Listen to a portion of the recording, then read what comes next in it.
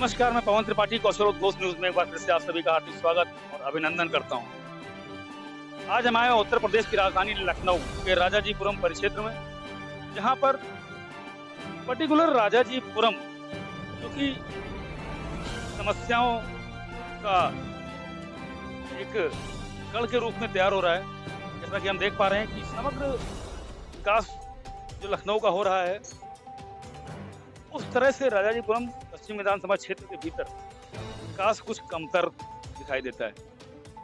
ना तो चलने के लिए चौड़े रास्ते हैं यहाँ पर, या एक तरह से ये कह लें कि राजाजीपुरम का जो निकास है वो प्रॉपर तरीके से कोई निकास तक नहीं दिया गया। और तो और आदमी आज भी जाम के संकट से लगातार जूझ रहा है। फ्लाईओवर बनने के पहले जो जाम था, फ्लाईओवर बनने के बाद उससे ज़्यादा बुरी स्थिति आज कहीं न कहीं हो गई है फ्लाईओवर बनने के बाद। चाहे वो पीने के पानी की समस्या हो, गंदा बदबूदार पानी,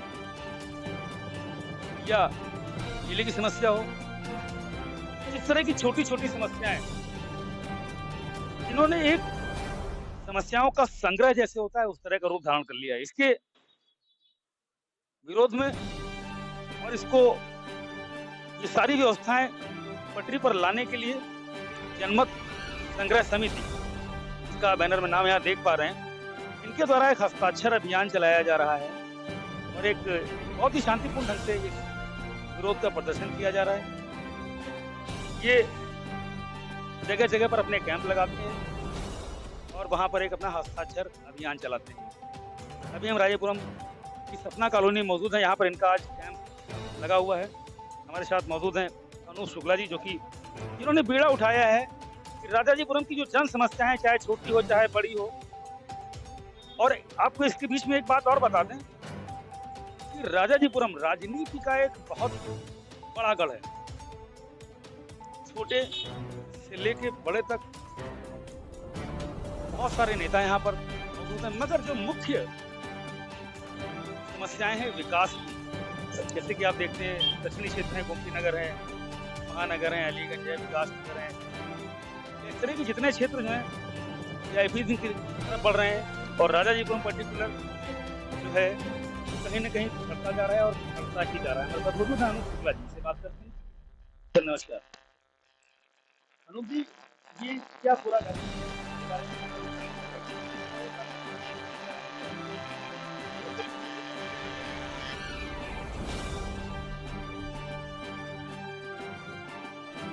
जनमत संग्रह समिति के अंतर्गत यह अभियान चलाया जा रहा है। 3 हफ्ते हो गए हैं इसको चलाते हुए। विभिन्न वार्डों में इसका जो है आयोजन किया जा रहा है। जैसे हमने इसका प्रारंभ कुंवर ज्योति प्रसाद वार्ड से किया था, उसके बाद देवर कॉलोनी वार्ड और आज राजाजीपुरम वार्ड का नंबर है। राजाजीपुरम सहित अगर पूरे परिक्षेत्र की बात करें तो राजाजीपुरम परिक्षेत्र अगर गिनेंगे तो आलमनगर वार्ड हो या हैदरगंज द्वितीय वार्ड हो, ये सब राजाजीपुरम परिक्षेत्र में ही आता है। और जब इस राजाजीपुरम का बसावट की गई थी तब इस राजाजीपुरम की आबादी 1.25 लाख के अंतर्गत जो है रेशियो लेकर के यहाँ पर विकास के मानक चाहिए गए थे। लेकिन आज स्थिति यह है कि यहाँ की अकेले राजाजीपुरम की बात करें तो 6.5 लाख से ज़्यादा की आबादी यहाँ पर रह रही है। उस हिसाब से यहाँ पर व्यवस्थाएँ बहुत कम हैं। जैसे सीवर की बात करें, सीवर आए दिन सीवर के जो है समस्या से लोग यहाँ क्षेत्र के जूझते हैं। उसका मेन कारण यह है कि जो 1.25 लाख की आबादी के हिसाब से सीवर लाइन बिछाई गई थी, आज इतनी बड़ी आबादी हो गई है, उस वजह से सीवर लाइन की समस्या लगातार बनी रहती है। हम लोगों की मांग यह है कि सीवर लाइन फिर से बिछाई जाए, बड़ी लाइनें की जाएँ मेन रोड पर और अंदर में छोटी लाइनें की जाएँ। दूसरा, जो हम लोग के पानी की जो समस्या है वो भी जर्जर हो चुकी हैं, पाइपलाइनें फिर से वो बिछाई जाए। उसका हम लोग का एक यह मांग है कि जैसे अन्य जो है लखनऊ के क्षेत्रों में डक्ट बना करके सीवर व पानी का पाइपलाइन और बिजली के तार सहित सभी तारों को अंडरग्राउंड किया जा रहा है डक्ट बना करके, वैसे ही पानी की लाइन भी ऐसे ही आए ताकि उसका सीवर से संपर्क हट सके और शुद्ध जल का जो है लोगों को मिल सके पीने के लिए। आज सबसे बड़ी गंभीर समस्या पानी और सीवर की हम लोग जूझ रहे हैं। तीसरा हम लोग की सबसे बड़ी मांग है कि जितने भी मुख्य मार्ग हैं राजाईपुरम परिक्षेत्र के, वो चाहे आप बालाजी मंदिर से आइए, चाहे हैदरगंज से आइए, चाहे आप आलमनगर से आइए और चाहे कैंपल रोड से आइए, हर तरफ से आपको जाम से जूझना पड़ता है। हम ये चाहते हैं कि ये जितने भी मार्ग हैं ये संकरे हो चुके हैं, आज की आबादी के हिसाब से उसकी चौड़ाई बढ़ाई जाए। हालांकि अभी मेरे संज्ञान में एक बात आई थी कि दुबग्गा से डी ब्लॉक पुलिया तक ये नाले के किनारे किनारे एक एलिवेटेड रोड बनाई जाएगी, जिससे एक समस्या का हल हम राजाईपुरम वालों को आए दिन यहाँ के जो निवासी हैं उनको किसी न किसी तरह की समस्या से दो चार होना। हमारे साथ मौजूद एक निवासी और व्यापारी संजीव चंदानी जी वरिष्ठ व्यापारी हैं, और ये जो जनमत संग्रह समिति है इसके तत्वाधान में राजाजीपुरम जीर्णोद्धार अभियान चलाया जा रहा है, ये उसमें सम्मिलित हैं। किस तरह की समस्याएं सर आ रही हैं जनता के बीच में आप जाते हैं, किस तरह की समस्याएं आ रही हैं क्योंकि जनता लेकर आपके पास आ रही है और आपके इस अभियान में जुड़ रही है? सबसे पहले मैं ये कहना चाहूँगा, समस्याएं तो पहले कभी कहीं ख़त्म होती नहीं, समस्याएं आती रहती हैं, उसका निवारण किया जाता है। और सबसे प्रमुख समस्या है जो अधिकारियों की तानाशाही, जो नगर निगम अधिकारियों की तानाशाही के कारण क्षेत्र में बहुत बड़ी समस्याएं आ रही हैं। पानी साफ नहीं आ रहा है ढंग से, क्षेत्र में पानी की पूर्ति नहीं है, और सीवर लाइन जो हमारे से राजाईपुरम ई बराज मार्केट में डेली सीवर लाइन की सफाई की गाड़ी आती है और डेली खड़ी होती है, गंदी बदबू मार्केट में फैलती है, जिसके कारण कस्टमर भी वहाँ से भाग जाता है। एक तो ये, दूसरा राजाजीपुरम की एंट्री मलेरिया चौकी से एक रास्ता है, टिगे तलाय वाला रास्ता है, और एक आता है बालाजी मंदिर की तरफ। दोनों तरफ नजूल लैंड है, साइड में जब चाहे बड़ा कर सकते हैं, लेकिन इसमें अधिकारी बिल्कुल ध्यान नहीं दे रहे हैं, और क्षेत्रीय जो नेता है वो भी थोड़ा ध्यान दें।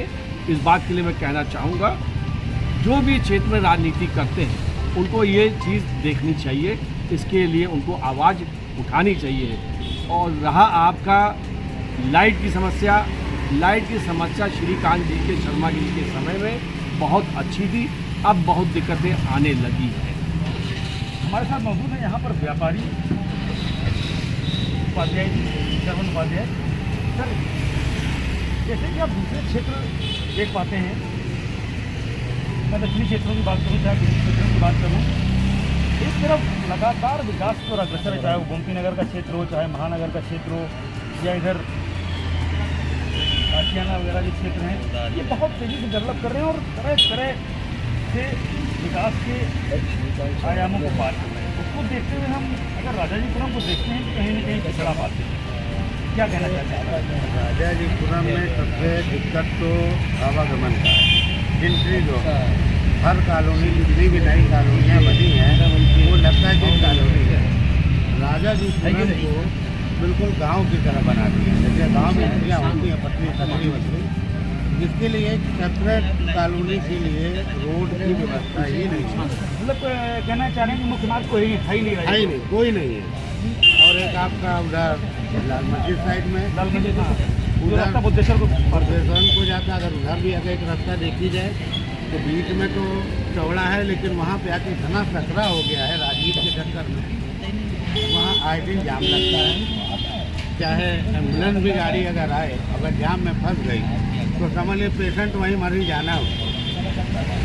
बहुत बड़ी दिक्कत है, रास्ता तो बहुत ज़रूरी है। हमारे साथ मौजूद हैं कुछ और लोग जो कि समाज सेवा से जुड़े हुए हैं और आगे रहते हैं समाज की सेवा करने में, लोगों की समस्याओं का निदान करने में। तो मुझे ये बताइए कि कौन से आखिर ऐसे कारण हैं जो कि समस्याओं के निवारण में बाधक बन रहे हैं? क्या आपको ये वजह लगती है कि ये वजह है? क्योंकि राजाजीपुरम अगर मैं देखता हूँ एक राजनीति का गढ़ है ये, और देखेंगे तो बहुत संख्या में यहाँ पर लोग समाज सेवा में एक्टिव रहते हैं, राजनीति में एक्टिव रहते हैं, मगर इतना सब कुछ होने के बावजूद कहीं ना कहीं पिछले हैं राजाजीपुरम पिछड़ता जा रहा है। क्या कारण? थैंक यू पवन जी। मैं जब राजाजीपुरम में आया छोटे में, तो 79 में मैंने राजाजीपुरम जो है मेरे परिवार के साथ में आया। उस समय चाहे वो पानी की समस्या हो, चाहे सीवर की है, क्योंकि एक लिमिटेड आबादी थी, कोई समस्याएं नहीं थी। आज अगर परिदृश्य में अगर हम देखें तो सबसे बड़ी समस्या है सीवर की। सीवर उस जमाने में जो पैर पड़े थे, आज उससे कुछ आंकड़े से आबादी जो है कम से कम 50 गुना बढ़ गई। जो अधिकारी हैं या जो राजनीति से जुड़े हुए हैं, जैसा कि मेरी बातचीत होती है तो आपकी भी बातचीत होती होगी, तो सीवर की एक बड़ी समस्या है। तो उनको लगता है इस समस्या में पैसा बहुत ज़्यादा खर्च होगा, या तो उत्तर प्रदेश सरकार या केंद्र सरकार इस पर जो है अगर डायरेक्ट रूप से हाथ डाले तो इसकी समस्या का समाधान हो सकता है। अब क्या राजनीति कारण है, क्या हमारे नेता पैरवी पूरी तरह से नहीं कर पाते हैं? क्योंकि लखनऊ, हम जिस लखनऊ में रहते हैं वो राजधानी है, हमारे जो सांसद हैं, पता नहीं कि मुझे लगता है कि यहाँ पर जो राजनीति होती है, युवा भी तैयार हो रहे हैं, तो कहीं ना कहीं राजनीति समाज सेवा से हट कर एक कुछ भौकाल का साधन टाइप का होता जा रहा है। और मतलब हमारे ख्याल में मुझे लगता है कि यही एक कारण एक और बन रहा है कि राष्ट्र एक तरफ है और भौकाल एक तरफ है।